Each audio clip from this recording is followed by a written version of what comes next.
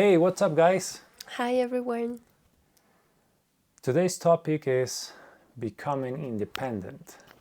We're going to tell you how we left our parents' house and the challenges that we faced in the process. Yeah, we have definitely different points of view on this because we got independent in totally different ways. You were the first on getting Yeah, I'll independent. start. We didn't In meet this culture, at that time, right? no, when I became independent, I hadn't met her. But in this culture, it's not bad that you live with your parents when you're 30, 40. It's like in India.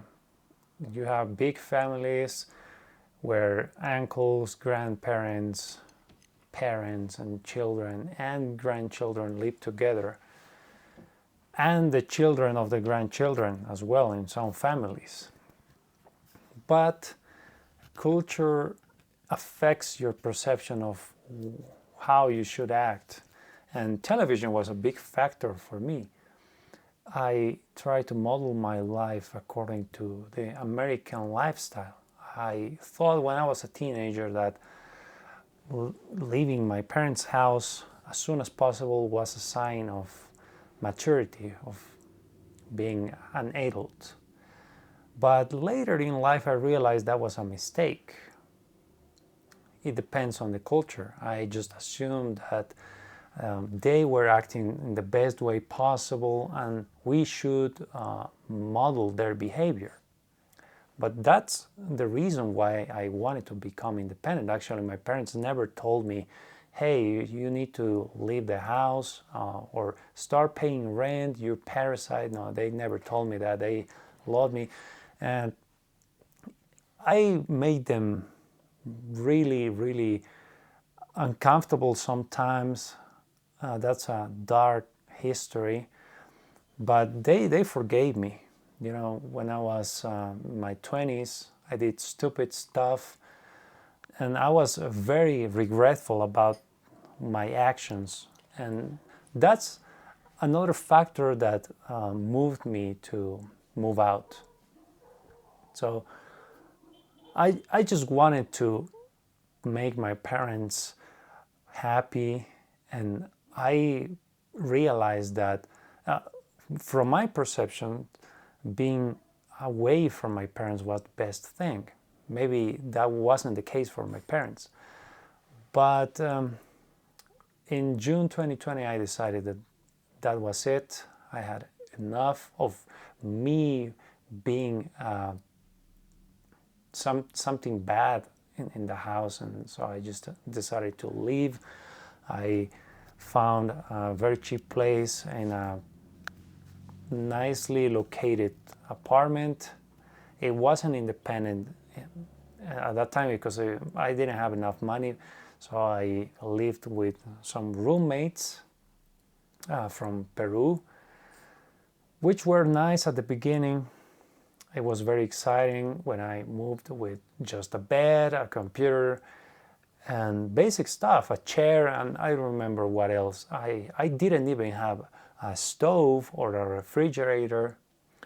But as time went by, I started to purchase more things. But at the beginning, all my stuff fit in one room, and the rest was shared with my roommates. It's funny because one of my roommates who owned the refrigerator that was shared with me was on a journey. He went back to Peru for some time. And at the beginning, when I asked him, hey, can I live with you? Can we be roommates? He said, yeah, we can, but we will share everything. So I assumed that the new refrigerator that he had bought just a week ago before leaving the apartment could be shared with me. So I started to save, to store my stuff there, my food, and everything was okay. But when he came back, he was very pissed and said, hey, who gave you permission to use my fridge? And I was shocked because I thought that everything was shared, but actually he expected me to ask him for permission to use the fridge. It was a new fridge, so I used it first. Maybe that's what pissed him off. And actually, he wouldn't have said anything to me if it hadn't been for his girlfriend. His girlfriend was very angry, and she never talked to me directly, but I suspect that she told him to tell me that what I did was totally wrong. But the way in which he told me that made me really angry. I'm very impatient, and I don't have very developed social skills. So I said, this is enough. This guy cannot talk to me like that. So I started looking for a new place. I said, this is the perfect chance for me to live independently. I knew that finding a place totally independent would be more expensive, but I was willing to pay the price because I had bad experiences living with roommates. First of all, as the bathroom is shared, sometimes you need to use it right away, but it's occupied, right? Maybe your roommate is taking a shower and leaves the floor of the bathtub totally disgusting with hair and everything, and you have to clean that up. Or the toilet, everything, and you need to clean it. You need to come to an agreement on who is going to clean what on which day. And actually, I remember one time my roommate was washing his clothes on the washing machine, but the floor was flooded. I was in my room, I don't know, maybe watching a video on my smartphone, and I heard some weird noises. So I opened the door, and all the hallway was filled with water. It was flooded. So I decided not to get angry with my roommate because I know that first experiences always don't go the way you expect. So I cleaned the floor with him, and well, long story short, I found another place, independent. And actually, I met you when I was living with my roommate, right? Yes.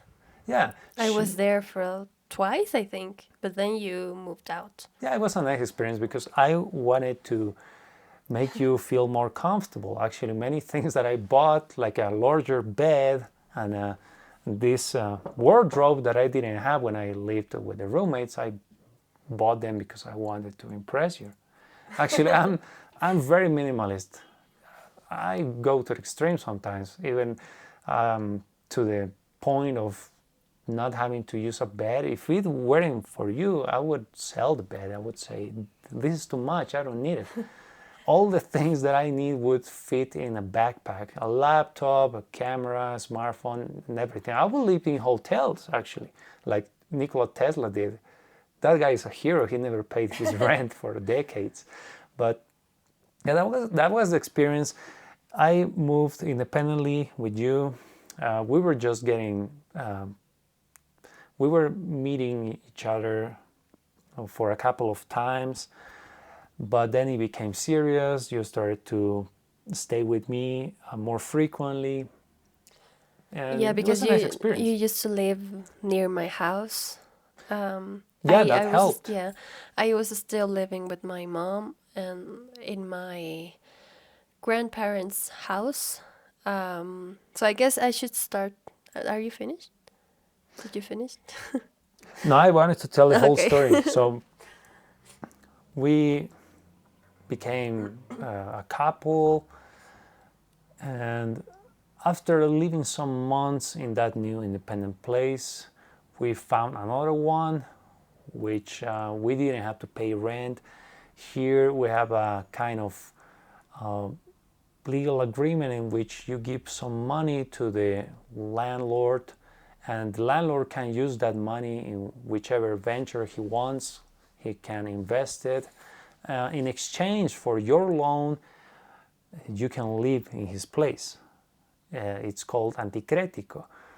At the end of the contract, he gives you your money back without interest. That's the advantage of this legal agreement, and you leave the place.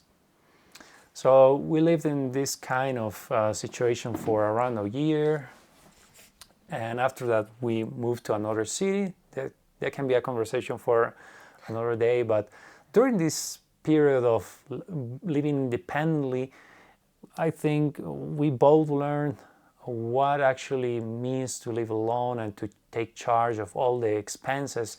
When you live with your parents, everything you take for granted, like food, basic stuff like toothpaste, toilet paper, paying for water, electricity, internet, and everything, every little expense adds up, and you have to start budgeting your income.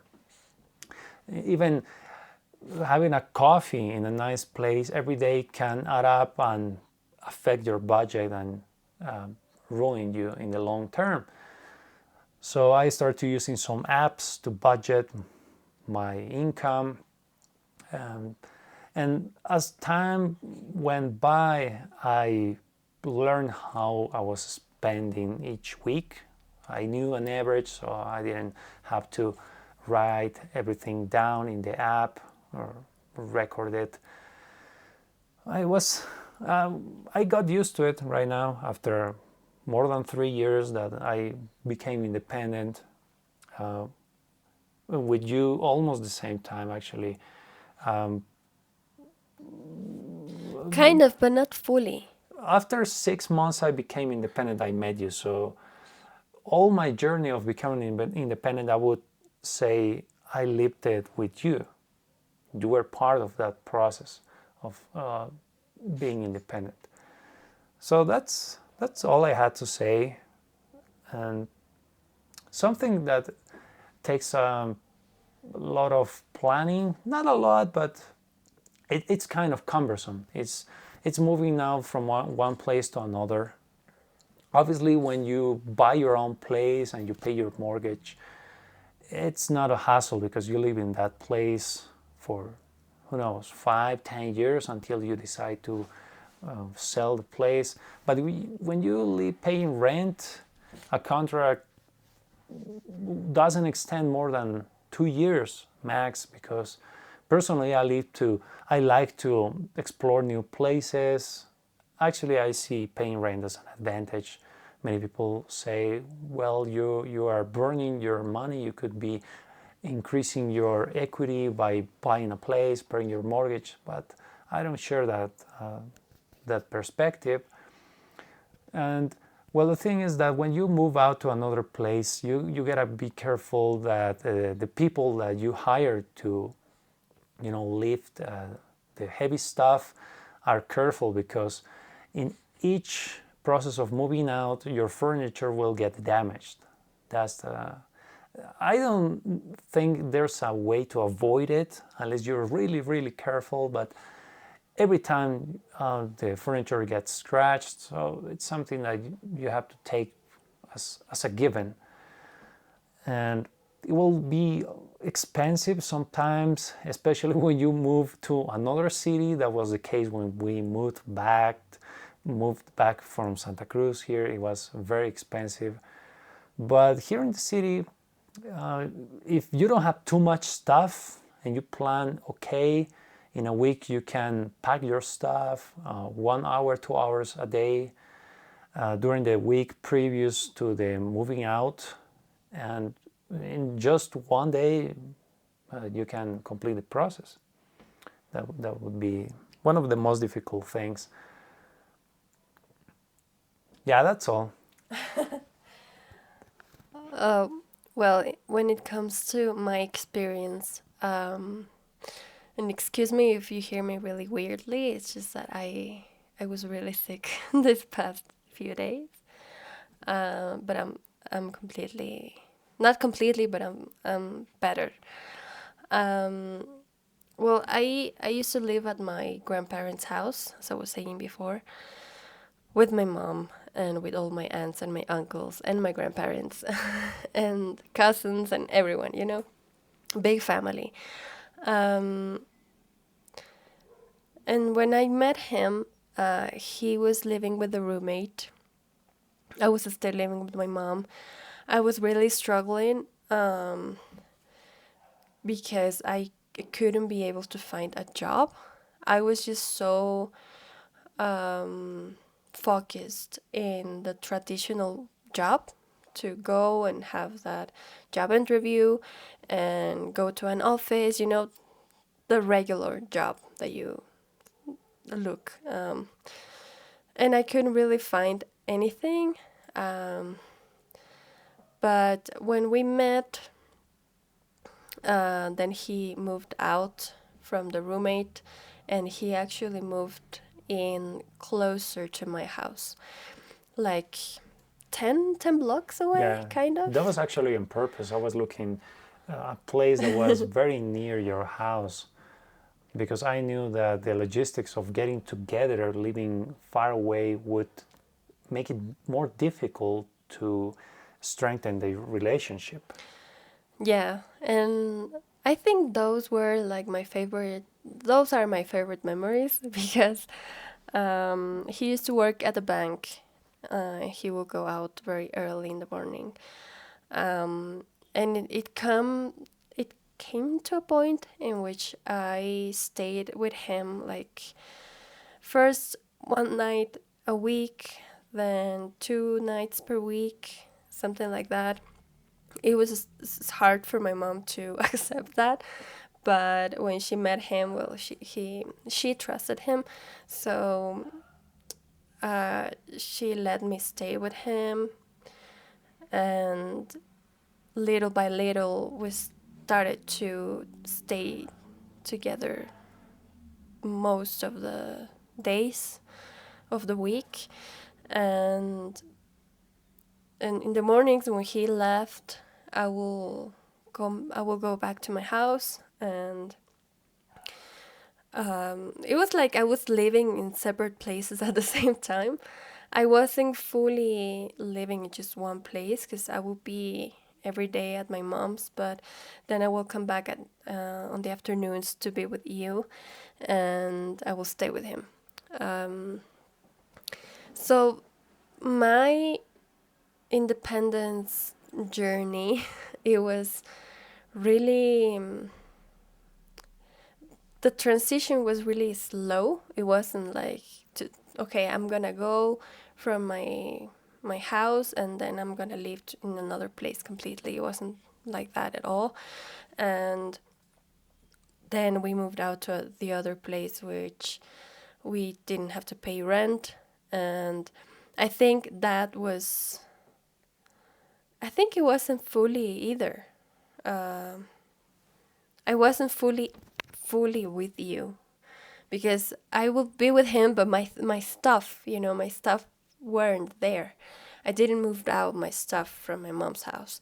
I just had a few things at his place, because I will stay with him the majority of the time. But I still didn't feel like I moved out completely out of my house because all of my stuff were still there until we moved out to another city, in which I had to pack everything.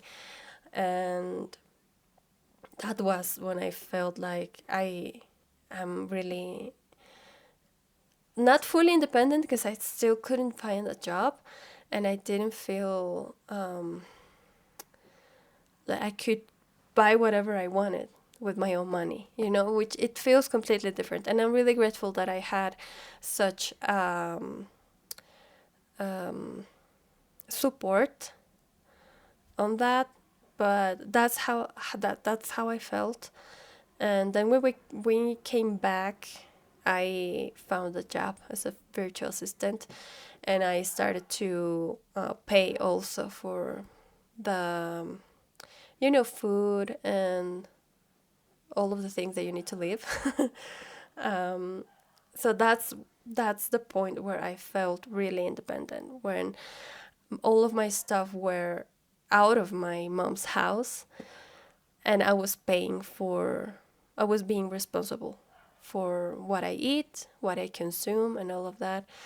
And it was completely a slow transition. But yeah, that's my experience. And yes, with the moving, all of my furniture, especially on the last time we moved, my desk, it's full of what is that called? Like they, A drawer. yeah, it's like they were using like something pointy to scratch it. Scratches. Oh It yeah, has it a got bunch very of damaged. scratches. It's really damaged, and also I think your what is this called? Yeah, the wardrobe got With the damaged as wardrobe, well. yeah. Yeah, but that's my experience. You know, the greatest thing of living alone is that you have all the freedom that you want, with some exceptions, of course. If your landlord lives in the same house where you moved, it's going to be very painful if he is micromanaging your life. If he sets some arbitrary rules like you cannot go in the house after 10 p.m. or you cannot make parties. I don't know if that's a thing in other countries or cities. Maybe it is. But some landlords are very strict with their rules, and you feel kind of pressured and you don't feel completely free. So when I was looking new places to move in, I was trying to analyze the landlord. It's best to deal directly with him and not through a realtor, because the realtor will tell you amazing things, that the neighbors are great, the landlord is a good person, but that could be a lie. So it's best that you contact the landlord directly, which is difficult. It takes more time, a lot of time actually, maybe months, but it's the best thing to do. You will get a cheaper deal, and you'll have the chance to know if that guy is going to be a pain in the ass or not. So in the case when the landlord is a good person, he doesn't care what you do as long as you pay your rent on time. You have the freedom of doing everything you want.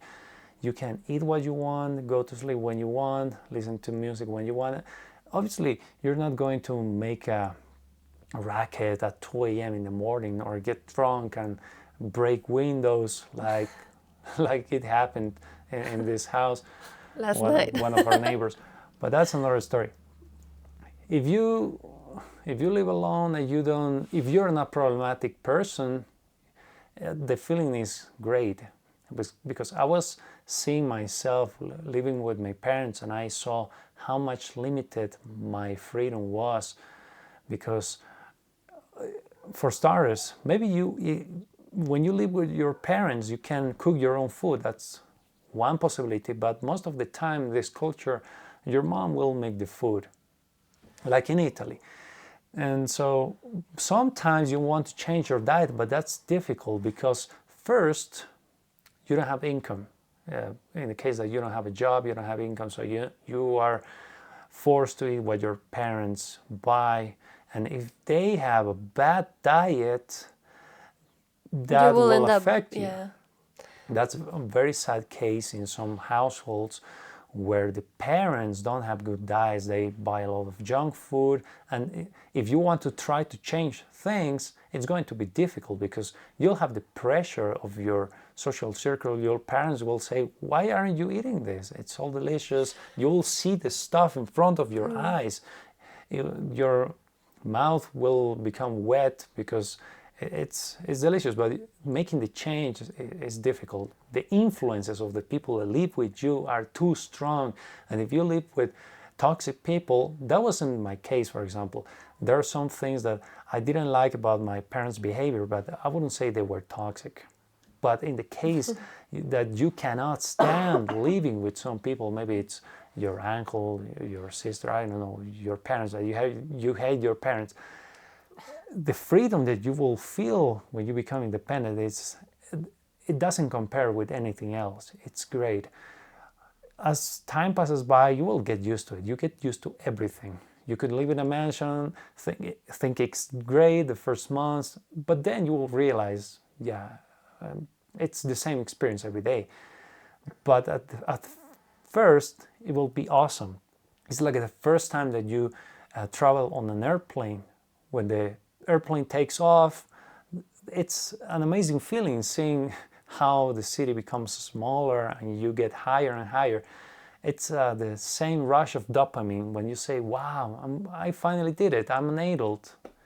Obviously, that's when you compare yourself with some social standards in which you equate success with being independent, making your own income, and you're not considering the sacrifices that you're making to feel that freedom. In some cases, you will have to stand a bad job. Actually, I won't say that I had a bad job when I was working at the bank. It was an okay job. It was very nearby my place. It wasn't my place. I lived there, right, with the roommates. It was a 5-minute walk, very nicely located. I loved that place because of the location. It couldn't be better located than that place. But, it was a steady income. I could buy some, junk food sometimes. I gotta say, sometimes I wanted to eat fried chicken. It wasn't every day. But when I wanted to do it, well, I could cook everything I wanted, as long as it was in my budget, of course. And I don't want to sound as a hypocrite saying that I ate junk food, because I did. I didn't do it every day, maybe once a month. But when I got in a relationship with you, it wasn't that frequent. I gotta admit, I used to like fried chicken. I knew it was bad for me, but it was part of a independence experience, right? I enjoyed it while it lasted. So overall, well, I'll start by saying that living independently had more advantages than living with my parents. I know that you have... Wait, can I say something? Yeah, sure. I also wanted to touch on that subject because I used to be, and I still am, really close to my mom. But when you get older and don't get independent in some way, it doesn't, I mean, your parents will always want to help you in any kind of way, even if you already have a job, even if you're 50 years old, they will still try. I mean, you will be their baby forever, right? So that's what I learned now with the place that we live in. It's much closer to my house. It's right in the neighborhood. And every time I go to my mom's, she still wants me, she still wants to make things for me. Like, she doesn't want me to drink something hot because she says, "Oh, you're gonna burn yourself. Don't do this." Like if I was a child, and that pisses me off sometimes, because throughout all of this experience that I had, I realized that I changed a lot, and I now have my routine, my own things that I do apart from my mom, because we used to do everything together. She's my best friend. And we still have that relationship, but I think it's much more healthy now because she also has her own things. She also has her own routine now, which she didn't because we used to be together all the time. But now, the time that we left to another city, that was really rough with us, me and my mom. But I think that it was the best thing that happened to us, even though it wasn't a good experience, but it made our relationship healthier. And now whenever I want to see her, she sometimes can't see me because she has something else to do. So I like that. I like that she now has things to do, places to go, her own routine, and myself as well. I got a job, I got a cat that I need to take care of. I started to make lunch. I mean, we have all of our routine, right?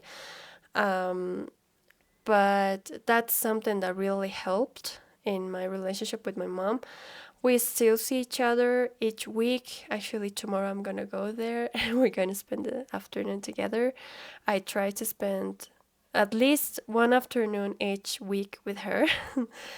But sometimes she still thinks I am her little child.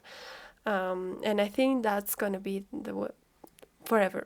That's gonna happen forever with every parent. It's like that. And I understand, I completely understand. But I didn't see that when I was living with her. I didn't see it at the time that I was already a grown up, but because my mom wanted to help me so much into making me breakfast, for example, I will sometimes wake up in the morning and want to go down to the kitchen and make myself breakfast, but my mom was already there and she already made breakfast for me, which I'm really grateful for that. But there are some things that that doesn't let you grow. I mean, you have to um, learn to do those little things by yourself, even though you might think, oh, it's okay, she just wants to help. But whenever you're alone, don't have that help anymore, it's overwhelming. So I feel like that really helped me and helped everyone in the situation. Yeah, Yeah. when you live with your parents, it's very difficult to get out of your comfort zone. It's harsh, it's tough the first time that the only chance, the only path that you have is fend for yourself. But in the long run, it will help you grow. You will make better decisions. You will be less impulsive. It's something that most people live like. I don't know if we're telling our experience as if it was something special, but maybe 90% of the population live the same experience. However, it's very evident that your parents sometimes don't let you grow. And even though you have some or many amenities at your disposal, like food, free rent, living space, it's not good for you. But the other extreme, being too independent, living alone, in the case that you don't have a partner, it's tough as well. It's bad. It's shown that lack of social contact has detrimental effects on mental health. And in your case, you've achieved the best of both worlds. You can feel independent living with me, but you're one block away from visiting your mom when she needs you. You are there for her. In less than 5 minutes, you can be with her. And I think that's the best possible scenario in which you could live, having the independence and being near your parents, because when they get old, they will need more of your help. Some people just send their parents to a nursing house and forget about it. But if you really care about your parents, if you are grateful because all of the years they spent raising you, I think one of the best gifts that you can give them is your time, taking care of them. If you can, if you have the time, that's great. It's better than any material thing that you could give them. So I think that's a wrap. That is our experience moving out, living independently. I think we have more adventures still to be lived, maybe abroad, who knows. I'm expecting to live in another continent in the future. Wow. That would be great, knowing many new cultures. But that's a topic for another video. So hope you enjoyed it. Thank you so much for watching. Yeah, thank you for watching. We'll see you in the next one. Goodbye.